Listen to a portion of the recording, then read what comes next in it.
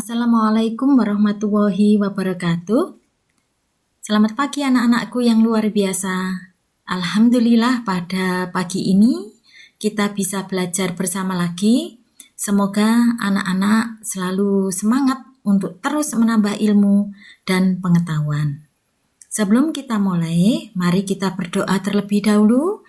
Semoga ilmu yang kita peroleh akan mendapatkan barokah dari Allah Subhanahu wa Ta'ala. Berdoa mulai. Selesai? Anak-anak, hari ini kita akan belajar IPS kelas 9 semester 2 bab 3E. Pasar bebas. Tujuan pembelajaran kita, setelah nanti kalian memahami materi ini, diharapkan kalian mampu menjelaskan perdagangan bebas, terutama yang ada di ASEAN, dan mampu menguraikan perkembangan MEA, AFTA, APEC, MEE, dan WTO dengan benar. Pasar bebas atau perdagangan bebas adalah kebijakan di mana pemerintah tidak melakukan diskriminasi terhadap impor atau ekspor.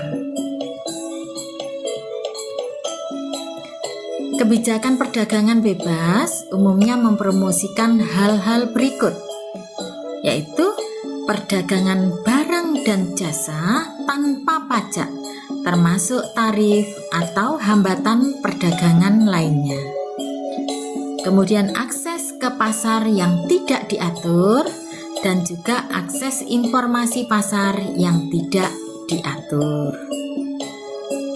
Nah, beberapa contoh organisasi ekonomi yang dibentuk dalam rangka perdagangan bebas antara lain akan kita bahas berikut ini.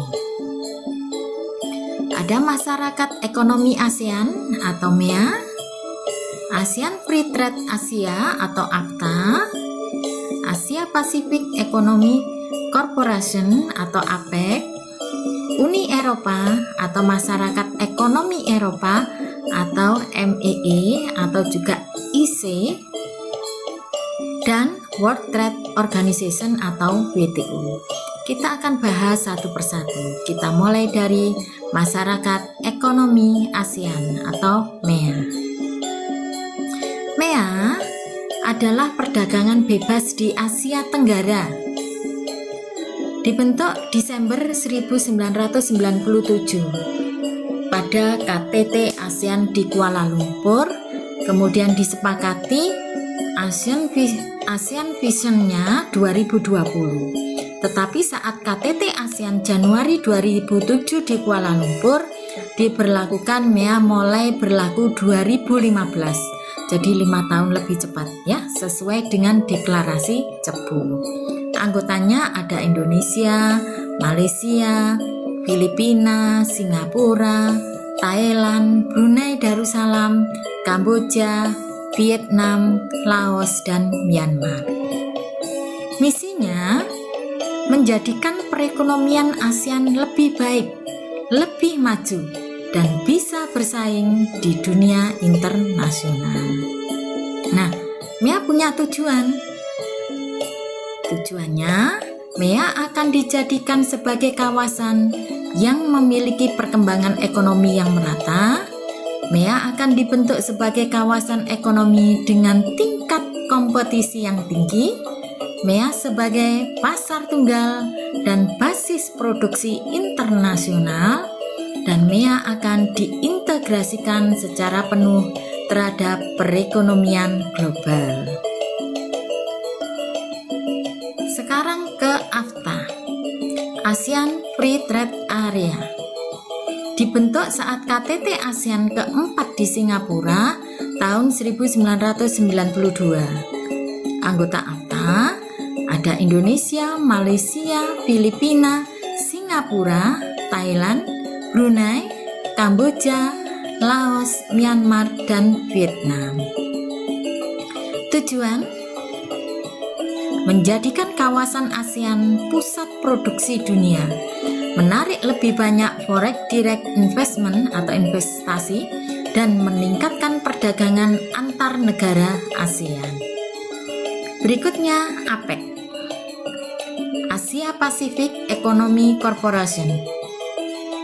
Ini perdagangan bebas di antara Asia Pasifik. Didirikan akhir tahun 1989 di Canberra, diprakarsai Bob Hawke. Beranggotakan 21 negara.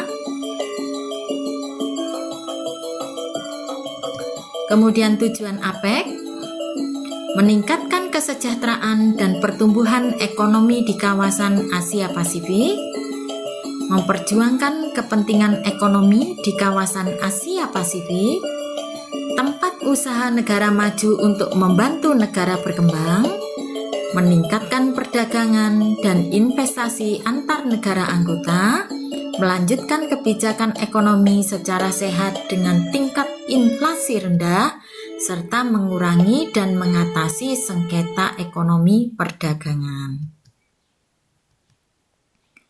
Berikutnya MEE atau Masyarakat Ekonomi Eropa.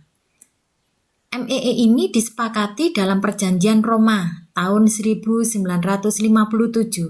dan baru terbentuk tahun 1993 dengan anggota sebanyak 27 negara.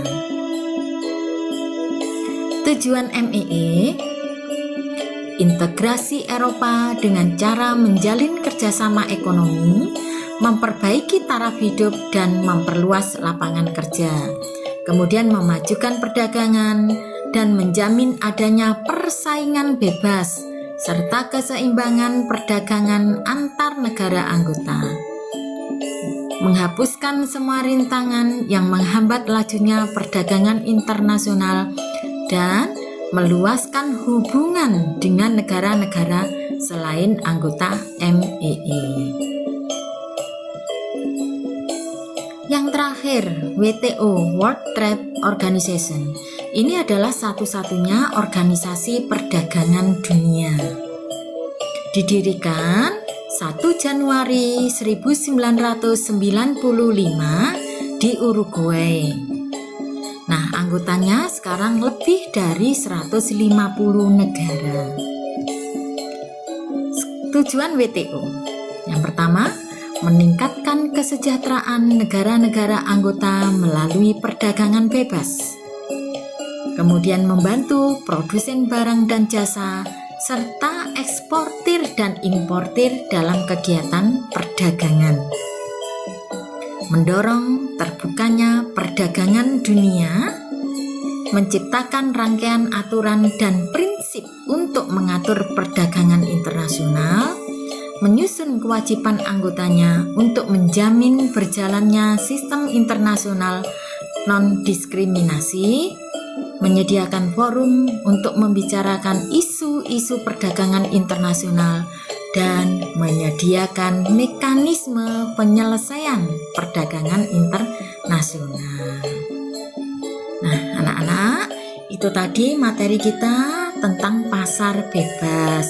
Lebih lanjut, anak-anak bisa menggunakan sumber literasi yang lain, utamanya buku paket IPS yang sudah ada di tangan kalian. Silahkan dibuka, disimak, dan dipahami ya. Terima kasih atas perhatiannya. Semoga materi ini bermanfaat dan saya akhiri. Wassalamualaikum warahmatullahi wabarakatuh.